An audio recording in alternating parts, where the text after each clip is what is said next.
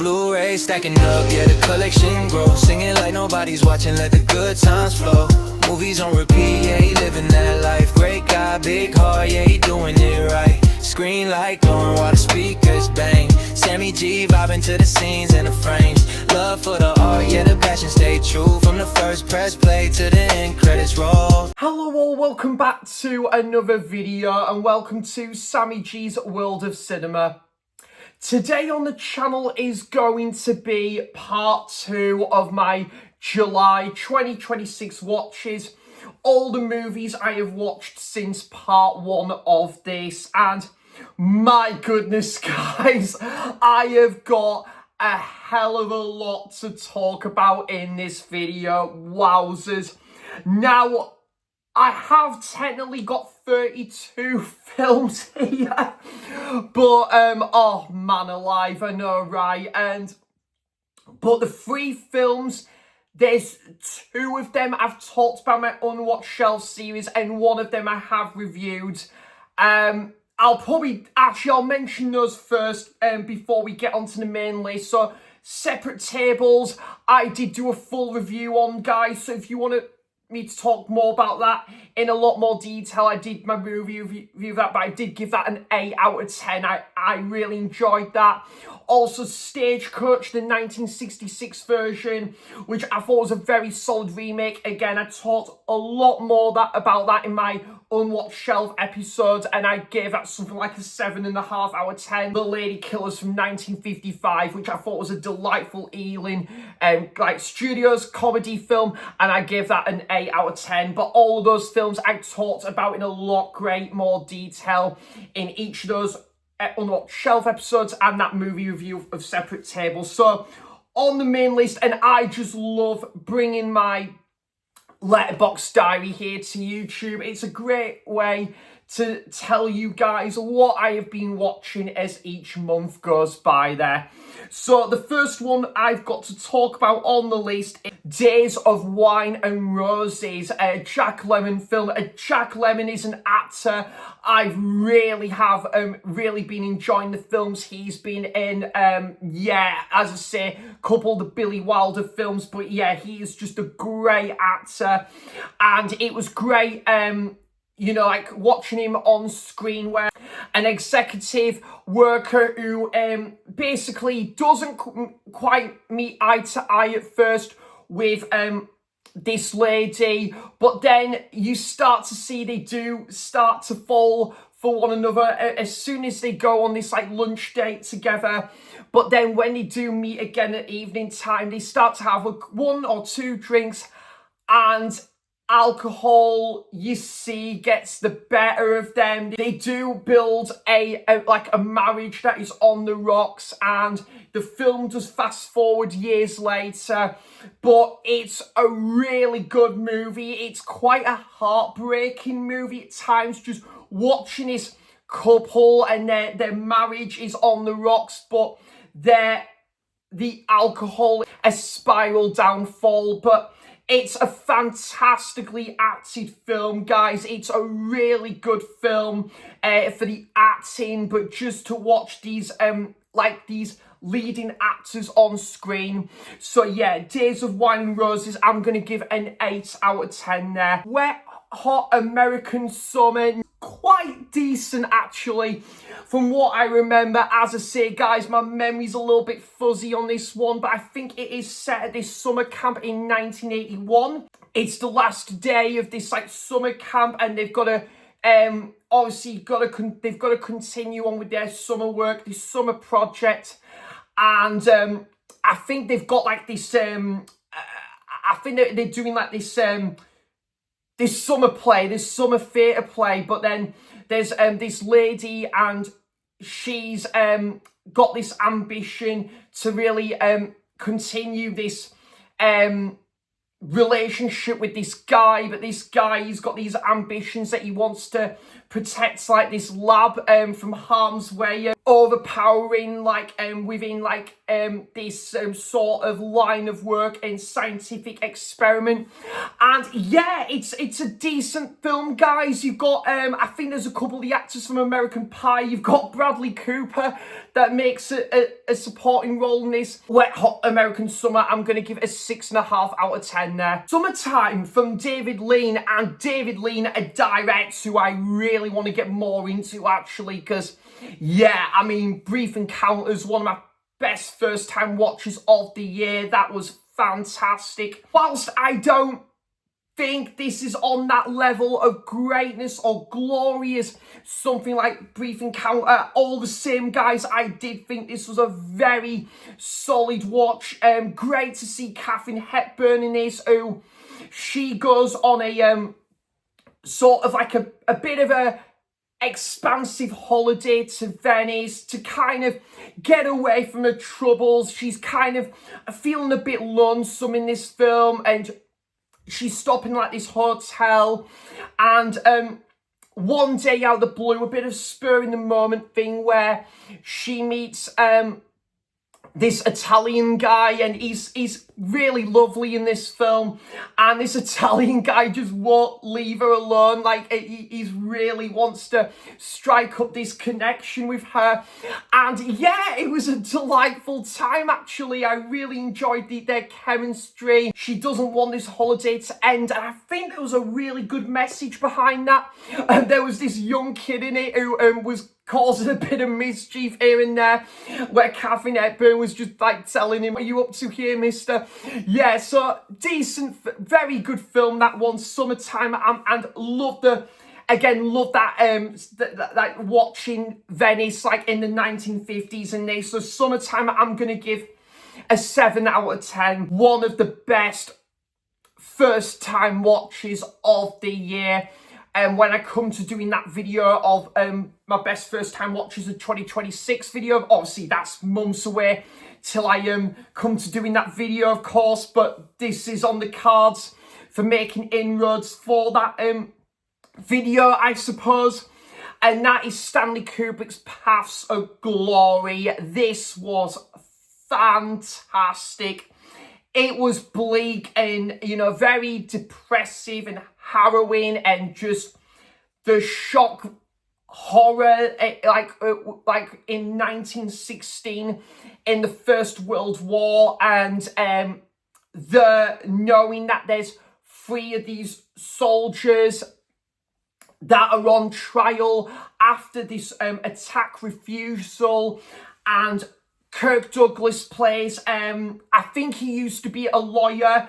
He is like a commander of this army commander, and he's protesting for these 3 guys, these 3 soldiers, so that they're not thrown through the ringer. When you get to that ending, my goodness, the build up to what is coming, it's a bit of a nerve-wracking experience, guys, I will say. When they go across that battlefield and intense scenes here and there, and there is a lot of dialogue-driven scenes, you know, between Kirk Douglas as this commander and this colonel, and yeah, they're not really, they're having a little bit of a fair share of disagreements there, but the acting there is that it keeps me engaged there. A couple of these guys that are told this shocking news, yeah, you can really see that their emotions and their breakdown there, but it's a fantastic film, guys, and I'm even now going to say one of my favourite war films. I might even do a top 10 favourite war films on the channel at some day, but Paths of Glory was absolutely fantastic. A 9 out of 10. I did go to Tyneside Cinema also that same day to watch The Seventh Seal. Now, I will say, guys, I've got to say this is a bit of a love it or hate it sort of film, I think, for a lot of people, I will say. and it is a bit of a Marmite sort of film. I think Ingmar Bergman is one of those directors you're either gonna really get on board with his films, or maybe his films might just not be everyone's cup of tea, I suppose. But I've got to say, The Seventh Seal on rewatch, guys, I thought it was good, but not this great film as I originally thought it was. I just found a lot of it quite meandering, a little bit disengaging after a while, and there was some quite snail pacing sort of issues there, but there's still a lot to admire. I thought the main guy is this like main knight was probably the standout in the show in this. And you know, when he's avoiding at all costs from death to like reappear after their chess game, that iconic chess game at the start. He's going on his journey with this couple. He's seeing this town that is being plagued by the Black Death in this film. And that whole parade scene as well, production scene as well, where this theatre plays is in, and yeah, it's a good film, guys, but I'm gonna be honest, I don't think it's gonna be a rewatchable film for me. And as I say, I have watched about, I think, 2 or 3 of Ingmar Bergman's films now. Maybe he's one of them directors I'm going to just more appreciate than rather than love his work. But it's still good. I did enjoy it. I don't know if enjoy is the right word, but it's a good film. And as I say, the night and when they're like sitting by the field in the straw and he's having a chat with that couple, that was a couple of my favourite scenes in there. And when they're in the forest as well. So The Seventh Seal, I'm going to give a 7 out of 10 there. Falling Down. This is one of my favourite films of all time, and it is just great to see this in 4K. The scenes by like the park and the restaurant as well, and that wasteland in the film, and the colours just are really pop in this film. By the army store, the liquor store as well.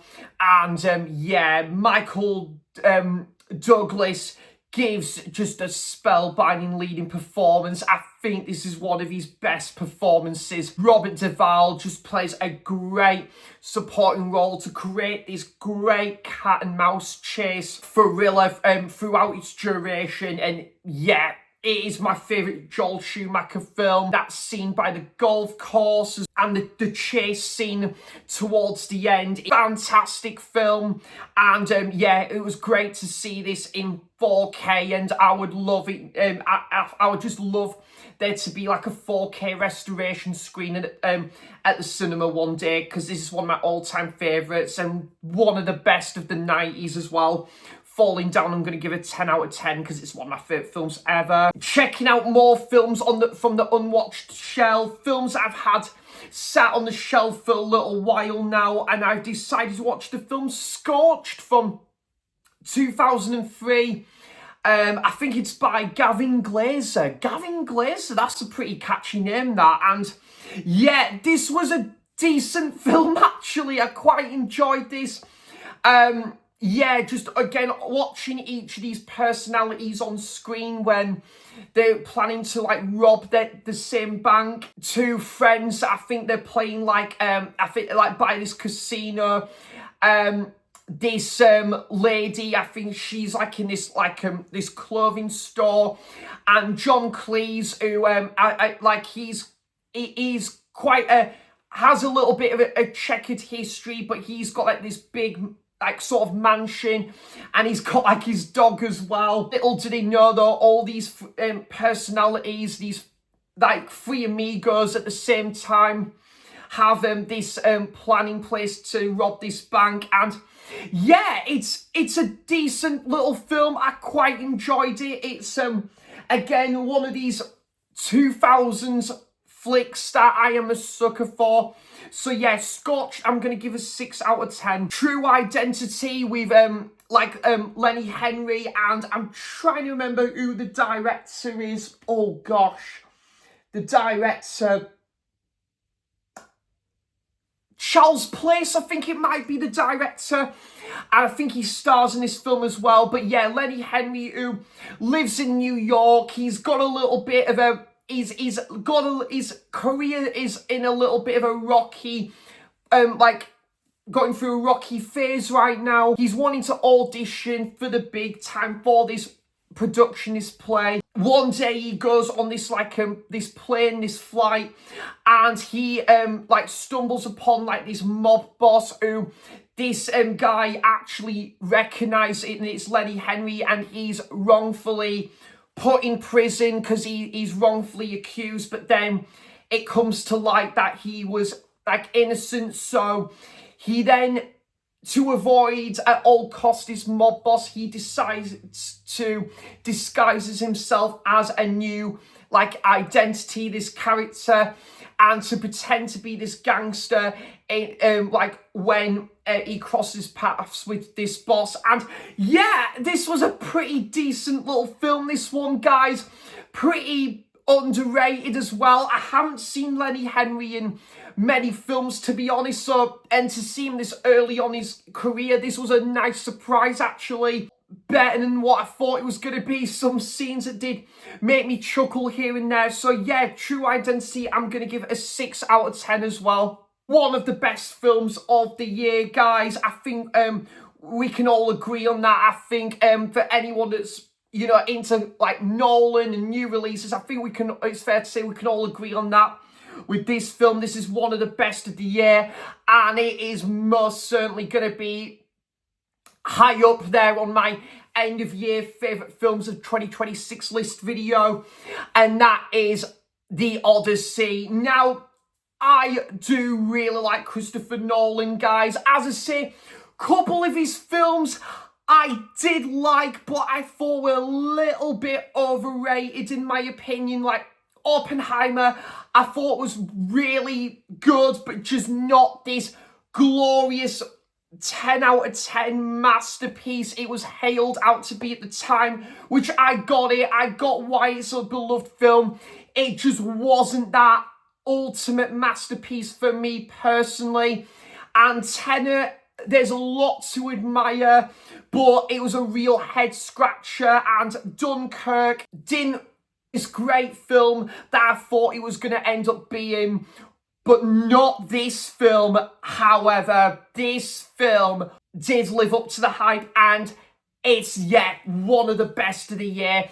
This did live up to the hype, and it was fantastic. Now, as I say, guys, I just think Christopher Nolan is such a fantastic director, but there's a lot of his films I've got to be in the right mood for, and because obviously they're a bit of a sprawling runtime, but there's a lot to keep you engaged. And I think, to be honest now, after watching this, it reminded me of what an incredible director he is, what he's already brought out previously as it is. I mean, The Dark Knight is in my top 5 films of all time, so that is enough to say the man is a genius in filmmaking. When this guy is responsible for the likes of the Dark Knight trilogy, Inception, Interstellar, and there's a couple other films I went back and rewatched, and now after seeing The Odyssey, I now want to go back and rewatch near all of Nolan's films. But this was just spectacular. 2 hours and 15 minutes, but it's one of those that just flies by. It's incredible. Matt Damon probably gives one of his best performances in this film, and it's just so interesting. Again, learning about this time period, the Greek mythology, Odysseus that's going on his adventure home after being away from home after a 20-year hiatus, when he's been in this war around the time where I think when Troy was like based, it was like, and I think it would really help to go back and watch that movie after watching this, because this was around when Troy was set. Use of rain, the boat that just sails across like the ocean, and it's done in this kind of non-linear order. The scene with the caves as well, and you know that they're taking on this kind of new threat. Him and his soldiers are just running across like the beach and that. And there's the Day of the Horse segment in this film as well. But not only that, you've got obviously Tom Holland, who's rivaling off with Robert Pattinson. So Batman versus Spider-Man, folks. Coincidentally, family side story with Anne Hathaway, who's married to Matt Damon in this film. Brilliant new movie, guys. That needs to be seen on the big screen. That score, this sound design as well, and the way the film was paced and it flowed, it was just a fantastic time, and it's honestly now in the running for my favourite film of the year. But now I'm gonna have to go back and rewatch Project Hail Mary, then rewatch The Odyssey, and it's like apples and oranges. What's gonna be my favourite film of the year now? But this just reminds me that Nolan is one of the best directors in Hollywood right now, as he has been for a long period of time, I will say. So The Odyssey, yeah, I'm gonna give a 9.5 out of 10, guys. If you haven't seen this, you love Christopher Nolan, yeah, go and check this out, because this is wonderful. And that whole the lighting and that the battle scene was really immense in there. It's just got all the Nolan tropes that you want in a Nolan film, and you get it again here. It's fantastic. K-Pax. Now, this has Kevin Spacey and Jeff Bridges in, and this is a very interesting film, actually, where you get Jeff Bridges, who works in like this hospital in Manhattan. He's like a psychiatrist. He discovers one day out the blue by, I think, this train station, that this man is just all of a sudden come out of nowhere, out of the blue. And Kevin Spacey, it is led to believe that he plays someone who is from another planet, another universe, and Jeff Bridges takes him as his new patient, and he's wanting to discover like this new sort of like truth, like this new discovery. He's wanting to kind of get the real kind of meats and potatoes of what this new planet is about. And yeah, he's again becomes very attached to this whole theory and this sort of algorithm that he's encountered upon. And yeah, this is a pretty good film, actually. Yeah, really like the scenes where he's like introduces, obviously, Kevin Spacey's character to obviously like his family when they have the family introduction, and Jeff Bridges, there's scenes when he's just really hot-headed. He's like a cool-headed, a hot kitchen, and then he's got a bit of a countdown system there to when it is led to believe this mysterious character is going to take one person to the planet K-Pax. Happens around coming up to like the tail end of like July, when this film was set upon. So yeah, good film, that one. K-Pax, underrated one, that one, actually. I'm gonna give that a 7 out of 10. My very good friend Janine talked really highly of, and it's a film that I don't think has had a DVD or Blu-ray release over here, and I thought, do you know what? I'm going to check this film out, and the film is called Freight from 1993 and directed by Alex Winter. Someone else also directs this. I do apologise, I'm having a bit of a mind blank, but yeah, this and Alex Winter stars in this film, and oh my goodness, guys, this was such a great time Tyneside Cinema, and as I say, there were times where the audience was just howling. There were times where I just couldn't stop laughing because it was a wild ride of a film where you've got these kind of experiments at like this mutant farm, and all these people are turning to like different shapes and forms and characters. The scene when they've got that whole like quiz show and that, and that scene with the cow as well. Mr. T's character in this film, and I think even Keanu Reeves makes a cameo in this film. Randy Quaid plays like this ranch owner. It is just such a fun movie, guys, and as I say, really off the wall at times. I think you got like a whole animated sketch in this film, if I remember rightly. Such a batshit ending as well, but a very fun time at the cinema. Yeah, thanks Janine for recommending me this film, because I really enjoyed it, and I do want to get this for the collection at some point now as well. So the film Freak, I'm going to give a 7.5 out of 10 there. 2000s sort of like romantic drama, but like a road trip movie as well. And well, road trip, coincidentally, DJ Qualls is in this film, and that is Chasing Holden. Again, one of these that was just sat on the shelf for a little while now, and I thought, yeah, I'm gonna finally check this one out, and it was okay, guys. It wasn't anything to write home about. It was a little bit average, but not too bad, this one. Like DJ Qualls, who has got this ambition to really write his own like version of the main leading character in The Catcher in the Rye, and he wants to go and meet the author of The Catcher in the Rye, and he goes to boarding school.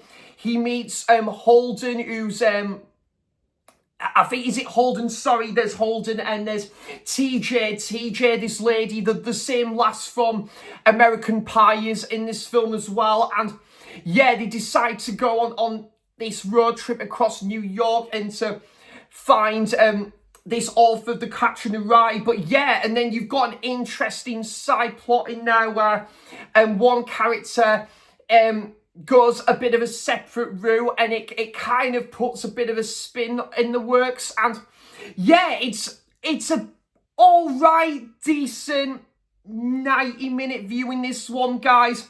I didn't really think it was anything that's gonna blow your socks off, but it had a very good wintry feel about this one. I did like the interaction between DJ Qualls, the lass in there, and DJ Qualls' dad in there as well.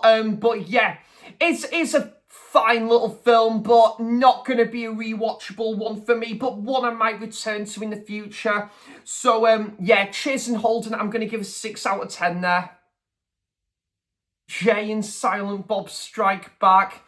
And oh, this was so much fun, guys. This was a bit of me. This was some of that. And yeah, Jay and Silent Bob, who kind of, I think, both unemployed. They basically just like go about their day, kind of not really, they kind of just live in a very laid back lives, and they find out in the news headlines that there is or comic book, should I say, that is based on Jay and Silent Bob, and it is about to go underway production, and they want to go on a venture to Hollywood to try and stop this film from being produced because it's based on them. And yeah, a really fun road adventure movie where they meet all those ladies who are like kind of part of this bank robbery, or they're robbing this diamond jewelry store restaurant where they like Jay just shouts out this like text and this message in front of this family restaurant. It is so funny. But yeah, great. There's one scene where they've got this chimp as well, and they've rescued this chimp, and they've that Star Wars parody, the the nod to a couple other films like Good Will Hunting and that, and The Matrix. So many cameos. It is just a fun time of a film. I love that band playing in at the end credits as well. Yeah, just a very fun film, that one, and definitely looking forward to checking out the sequel at some point. So Jane Silent Bob Strike Back, I'm going to give a 7.5 out of 10 there. Going on that Nolan rewatch now, after being really impressed by the Odyssey, after like a 10-year or so hiatus, I decided to rewatch Memento, and yeah, this was excellent on rewatch after a number of years. Did not disappoint, and Guy Pearce, you're just really rooting this guy on to get his, to really find the real truth about who murdered his wife, and he's just got all these instructions tattooed on his arm and his chest to and to remember who's who at what time and what point, and to try and retrace his steps and remember who these people are that he saw before his wife got brutally murdered. And yeah, it is a really kind of head scratcher sort of thriller. But when you're seeing like Guy Pearce, you've got the black and white flashback scenes, but it's all done in his non-linear order. That actress in it, who's fantastic in there. She's, yeah, probably one of the best characters in this film. But Joe Pantoliano, who's such an underrated actor, actually, and he tries to convince that this is all obscene and surreal, but Guy Pearce wants to really dig further and further into what really happened, and the scenes around the hotel where he's questioning people when he's got like amnesia. Great film, and again, it was just so original for its time, and it just shows that Nolan can bring new, fresh ideas to the table when he wants to. So Memento, I'm gonna give an 8.5 out of 10. And same can be said with this film. I rewatched this after a number of years, and it was fantastic on rewatch again here. And that is The Prestige. Yeah, bought the Blu-ray of this and watched it for the first time in well over 10 years. And yeah, this was excellent as well. Really interesting to learn a bit here and there about Tesla, that whole kind of world of magic and these magicians that are rivaling off each other. You learn how they're friends, but then they become bittersweet rivals, and they're wanting to take things to the next step with their stunt acts and their like the magic tricks performance with this tank, and this, you see that goes a little bit AWOL there, but you learn why, and then you learn why that they cross paths and they wanted to like rival off each other to put on the best magicianry actors as they possibly can to outdo one another. And all led brilliantly by Christine Bale and Hugh Jackman in this film. And yeah, just love that wintry feel about this film. If I'm ever going to rewatch this film now, it'll probably be around winter time.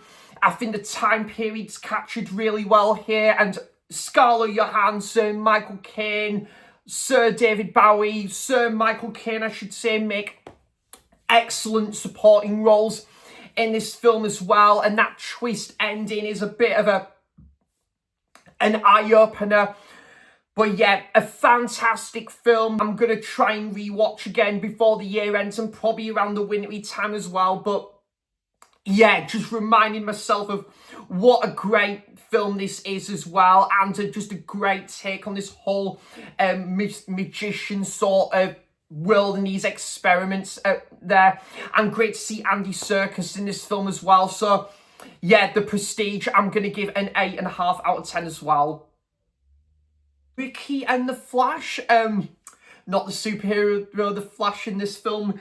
That might disappoint a lot of DC fans that the Flash isn't in this film. But yeah, Ricky and the Flash, yeah, actually, this was a nice little surprise. I quite liked this from Jonathan Demme. I think the second Jonathan Demme film I've watched this month. And yeah, Meryl Streep, who is a single, parent mother in this film, and she's formed like this covers band. I think the guy, the guitarist, she's got a little bit of a thing for, but then she decides to go back to LA after a mega hiatus to kind of make reamends with her ex-husband, but her daughter in this film. And yeah, I thought this was a decent watch, this one, guys. I thought this was definitely a lot better than what I thought it was. I thought the band covers were a lot of fun. Meryl Streep was just so fun to watch on screen, and loved her chemistry with that guy as well in the band. Yeah, there was a lot of heart and soul in this one as well. The mother and daughter relationship was good. That wedding part of the film as well, again, the second Jonathan Demme film that also involves a wedding here as well. So yeah, Ricky and the Flash, I'd give that one a watch, guys. It's a decent film. I'm going to give that a 7 out of 10.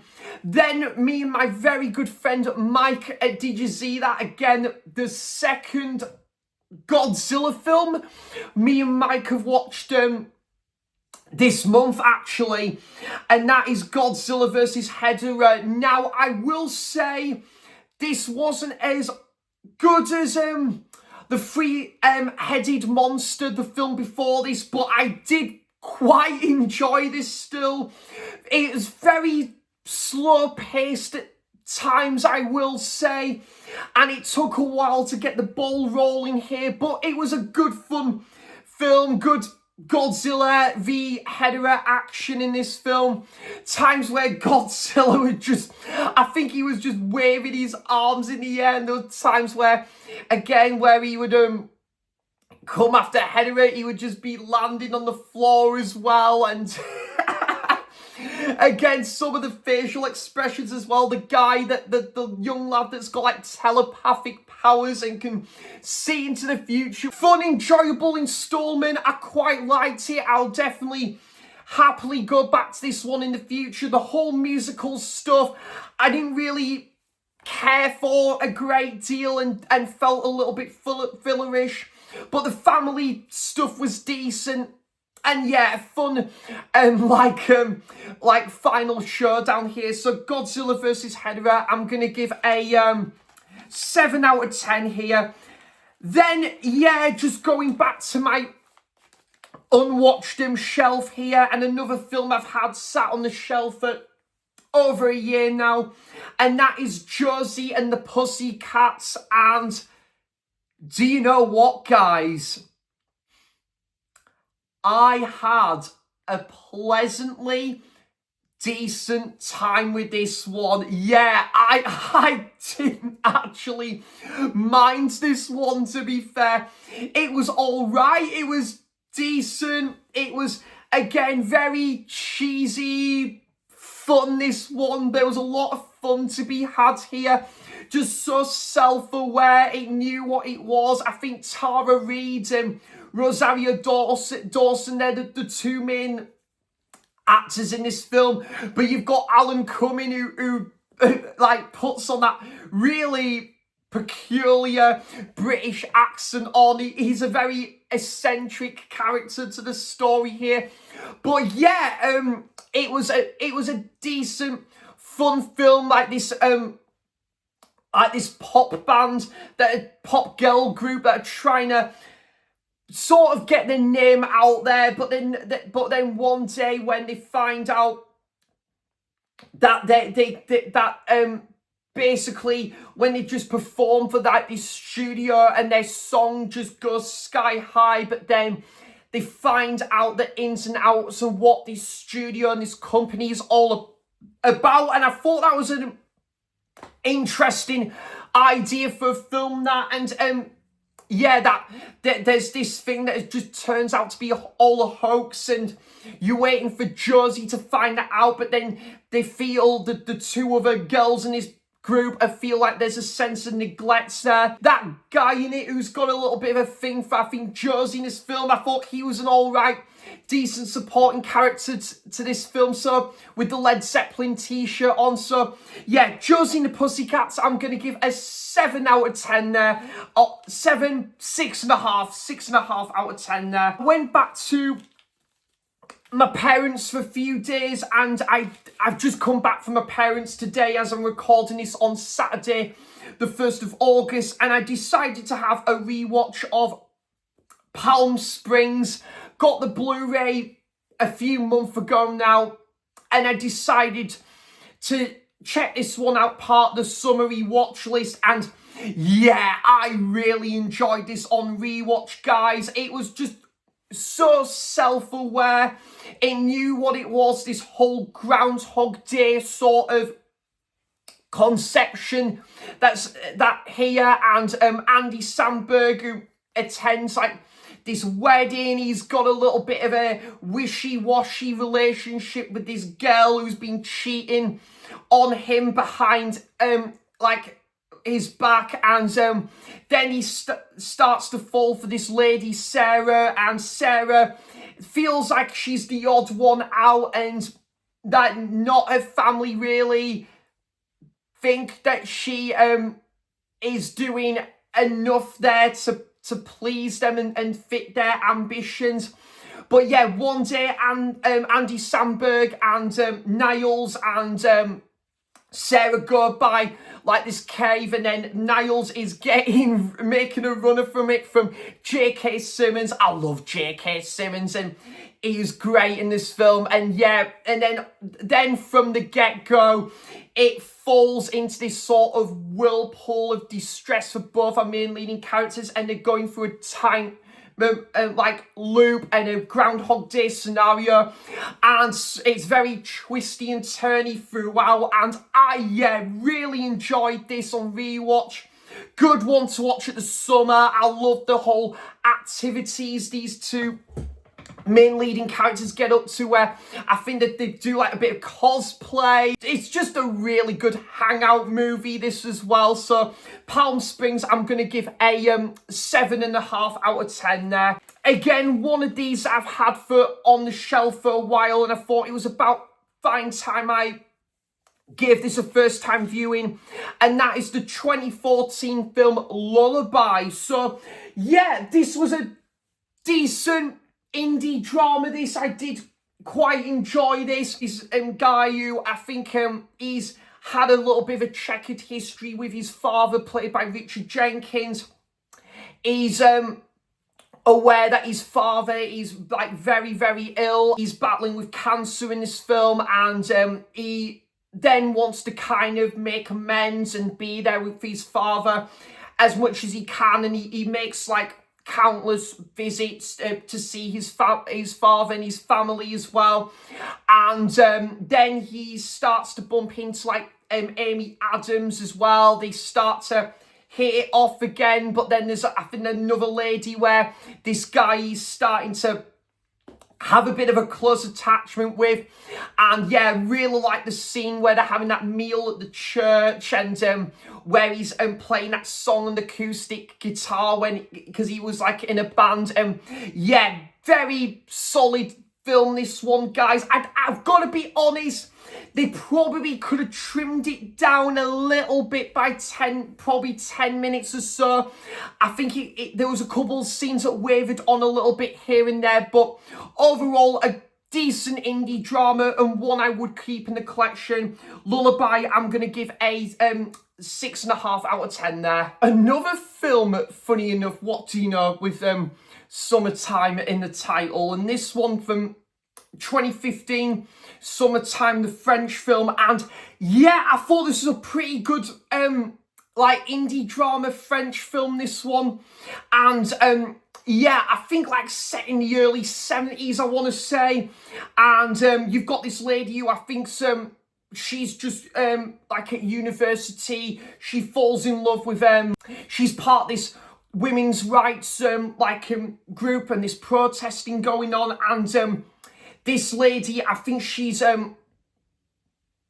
works at this farm. She's got all these like house chores to do. Her mother's quite strict as well, and they start to have a bit of a relationship, and obviously so like their friends and family don't find out. They decide to spend time away together, and you find they're really like intimate and scenes. And yeah, I quite enjoyed this one, guys. It's not a patch on blue is the warmest colour by any means, but it is a good film overall. And yeah, I did like, again, just hanging out with these like characters. You do see when there's one character that meets another character, then you see there's a fair share of disagreements, but then the ending is beautiful, by the way, guys. It is a beautiful ending, and actually a time in the film where it fast forwards and you see a bit of a comparison, a shifting tone in there. And yeah, I really enjoyed this. So the film Summertime, I'm going to give a 7 out of 10 there. Then a film that my very good friend Ash recommended, Ash at Popcorn and Horror, and that is from Alfonso Cuarón, and that is Y2 Mama. Now, yeah, I have to thank Ash for recommending me this film. Now, I've got to be honest, I liked this film. I didn't love it because I've seen a lot of 4.5, 5-star ratings. I'm not quite there yet with this film, but first time viewing, it was still good though, and I did like it. Very kind of slow paced though, I will say. There were times where the film did get to a little bit of a grinding halt, and it was meandering on a little bit here and there, and yeah, like I thought the whole narration side of it was interesting, I will say. And just following these two best friends like during this summer, and they were, I think, going to go to Italy, but then they decide to invite this lady who attends like this guy's wedding, like this guy's sister's wedding. They decide to like invite one of the wedding guests to their holiday across to Mexico. And yeah, it was a good road trip movie. As I said, I think some of the political, I think there was some political scenes I didn't really, I think that was where this film took a little while to get to third gear. But yeah, I did enjoy the friendship side of it. That scene, that argument scene, holy shit. When they're like in the middle of like, I think it's like desert, and they're arguing with one another. That was quite humorous. But yeah, the ending I didn't see coming, to be honest. But yeah, Y2 Mama, still a good recommendation. Ash, I did enjoy it all the same. And yeah, we'll definitely keep in the collection. I'm going to give that a 7 out of 10 there. Then I went to the Film House in Edinburgh. Great to see this cinema and reopen its doors, because I have missed this cinema. And yeah, went to the Film House upon reopen, and I went on Thursday to go and see Paris, Texas. And yeah, I think the first time watching this film in about 5-6 years, I think it was about 5-6 years ago since I last seen Paris, Texas. And yeah, I think this is a fantastic film, probably my favourite Wim Wenders film. I think this could be his masterpiece, in my opinion. I just think this is a really good film where you follow Harry Dean Stanton. He's just being found in like the middle of this desert by his brother after 4 years, really trying to function and, you know, really get to grips of what's going on and what's surrounding him. And he's reunited with his son after a 4-year hiatus, and it's his uncle and auntie that have taken him under their care. But Harry Dean Stanton, he's really wanting to find where I forgot the lad's name in it, guys. I do apologise, but like their mother, he's wanting to find like his mother in the film, and then they go on a road trip together so like he can be reunited with his mother. And yeah, this is a beautiful story, guys. A lot of heartfelt moments in there as well. And yeah, like as I say, that whole telephone conversation towards the end, it is very moving and impactful. But I just think, again, there was a really important message behind that. Again, the scenes where, again, Harry Dean Stanton gives a great performance in this. I think you've got Dean Stockwell, who plays his brother in it, because he was... Dean Stockwell was also in Blue Velvet, I think, around this time, I want to say. And yeah, just a very good drama, this one, guys.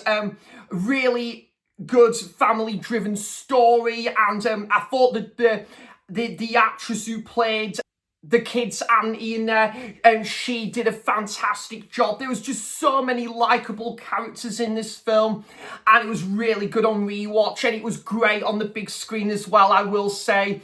Paris, Texas, I'm going to give an 8.5 out of 10. Then I watched, again, part of the unwatched shelf, I watched a film called Samba from the same director of the Untouchables, which is an amazing film. I think it's, yeah, Untouchable it's called, and this is another French film, and this was pretty good, actually. I think, again, probably didn't need to be the runtime it was, clocking in the hour and 50, I will say, but it was a good drama, this one, about a guy who's just, again, really struggling, going from job to job. He's been living in France for 10 years, but he's found out that he's forced to leave the country, but he's really wanting to make a stand, and he wants to stand for his beliefs to, you know, like stay in France. And he goes to this lady, I forgot the actress's name, but she's fantastic, and basically she volunteers to really help Samba get back on his feet and to obviously remain in France and still live in the country. And then that blossoms for a great relationship between the pairing, and I loved their scenes together, guys. That was probably my favourite part of the film. And when you see him, he's like the chef, he's doing like I think some joinery work, and then he's looking after his father in his apartment. And yeah, this is a very good little film, this one, guys. Definitely got its slow paced moments, but I did really like the scenes by Paris, and the balcony scenes were very good to this one, I will say. So Samba, I'm going to give a 7 out of 10 there. Wasp from 2015. Oh, this movie sucked. Oh dear. No, I don't really have much to say on this one. This film was boring. I didn't like hanging out with these characters, guys. I just, honestly, we could have had a happy-go-merry holiday sort of film where, you know, these two guys, this couple, are getting on, they're enjoying the holiday, and yet their friend is tagging along and they're having a light-hearted holiday. But no, we decided to go down the road of, oh, they're going to just bicker and argue, they're going to just tear into one another, they're going to bitch and moan throughout the film, and I'm just like, I'm not enjoying hanging around here with these characters that are just, like, obviously making themselves feel like shit and on the holiday. And honestly as well, I was just watching it, guys, and I was thinking to myself, why was this film made? I mean, okay, you know, Before Midnight, part of the Before trilogy, there's a lot of arguing in that film, but because I already love those characters, and Julie Delpy and Ethan Hawke, I love those actors, and those characters already. This is not how, though, you do an introduction to those characters in the film Wasp, though. And it was boring. It was a bit shit, guys. I just didn't enjoy it. So the film Wasp, I'm going to give a 4 out of 10. But for something much better than that, though, thank God, I had a rewatch of The Way Back, and yeah, love this film. Great holiday film, how you do a holiday film. This is how you do a holiday film, where then, you know, like Steve Carell, who plays a little bit of an arsehole in this film, but it's Steve Carell, so, you know, I still love watching Steve Carell on screen because I love Steve Carell. But the main son, Duncan, who wanted to spend time with his dad, but his dad is very busy right now in I think, California. So he decides to spend time with his mother, played by, what's her name? What is her name? Toni Collette's character. And then, yeah, he starts to blossom a bit of friendship with Anna, Sophie Fobb. And yeah, Sam Rockwell, and then they've got like this on theme park, this summer park, and it's a beautiful film, guys. Really good soundtrack as well. And again, I just watch this film near every summer if I can help it, and I just love hanging out with these characters on screen, unlike that previous film, Wasp, where you've got characters just bickering and arguing at one another and just making them feel rubbish. This is how you do a holiday film. So there we go. That is The Way Back, and I'm going to give that an 8 out of 10 there. Tarka the Otter, which, yeah, I don't have a great lot to say on this film, guys. It was fine, it was okay. It was just, I think the problem is there was just not much story here. It was more like a documentary, which I'm all for. You've got Ring of Bright Water, and you are following an actual story with the guy in the otter midge in there. This is just like more of a commentary on what this otter's getting up to, rather than an actual story and a plot. But it was all right. It was okay. It was interesting following this otter through all 4 seasons and meeting the other otter friends, and through like this sort of like nature as well around, I think, Devon. And it was a bittersweet ending, but yeah, it was fine. But I'm not in a mega hurry to rewatch that one. Tarka the Otter, I'm gonna give a 5 out of 10 there. Watched from Carlos Simon, the film Summer 1993. So yeah, I thought this was a pretty good family-oriented drama here, where you focus this young girl who sadly loses her mother, and she is taken under the care of her auntie and uncle, and they have some summer activities as a family. I think they go to a parade and this cafe. They do some housework as well, and yeah, and then they go to around the park and that. And yeah, it was a pretty good solid indie drama, this one. And you've got obviously the 2 young girls that are hanging out with each other as well. I think they've got their own I think the tree house and stuff. And the ending kind of left on a bit of a dreary note, but it kind of just showcases what character meant a lot to this young girl.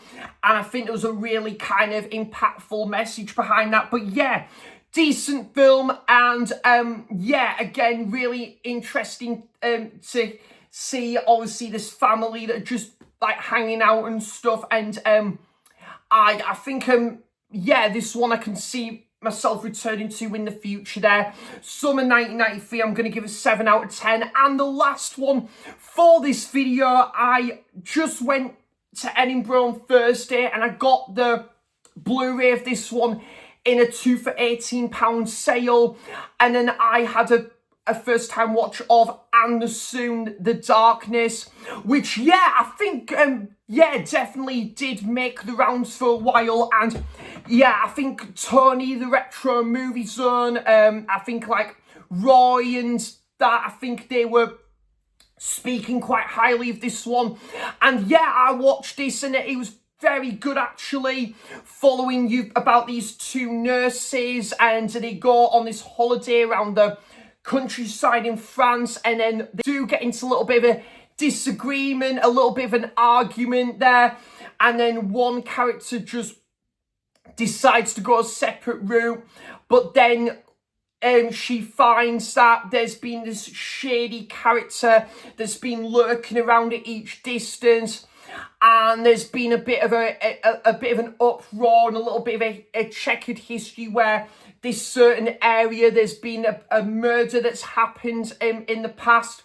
So then she's determined to go back and see a friend before that there's this mysterious figure could possibly come back to this area. Very good kind of summery sort of thriller, this one. I did like the scene where she's by like this cafe and she's trying to fight, and she's getting warned about this certain area, and then she's wanting to go back where she last saw a friend. And yeah, again, where she's finds this policeman, and she's trying to like tell this policeman about finding out more about this mysterious figure, and you've got this twist ending that I didn't expect coming from a mile off. So yeah, very good film, that very solid, I will say. And Soon the Darkness, I'm going to give a 7.5 out of 10. That is it for all of my watches for the remainder of July 2026, which indeed was a busy month for movie watching. So guys, some great first time watches, some excellent revisits, I will say, and continue on with my summer watch list as well. So guys, I want to hear your thoughts on any of these films. Do you agree, disagree? Do you think I'm talking at the back of my head with some of these films? Or is there any of these films you're interested in checking out for the first time? I would love to know all of that good stuff in the comments down below there, and I will be back for the next episode of the Young Watch Shelf series, so bring it on, eh? So yeah, guys, thank you so much for all of your continuous support. I really do appreciate it. I love making these videos, as you know, guys. And the Unwatched Shelf series episodes are my favourite videos to make as well. Talking about the movies themselves is my favourite part of this YouTube channel as well. Hope August is a wonderful, merry month ahead for summer and movie watching as well. And I hope everyone is having a wonderful had a wonderful July and has a wonderful rest of the summer as well, and a great August ahead as well. So thanks for watching, cheers for stopping by, and until next time, I'll see you for the next video. Bye bye, take care guys, thank you so much, love you all.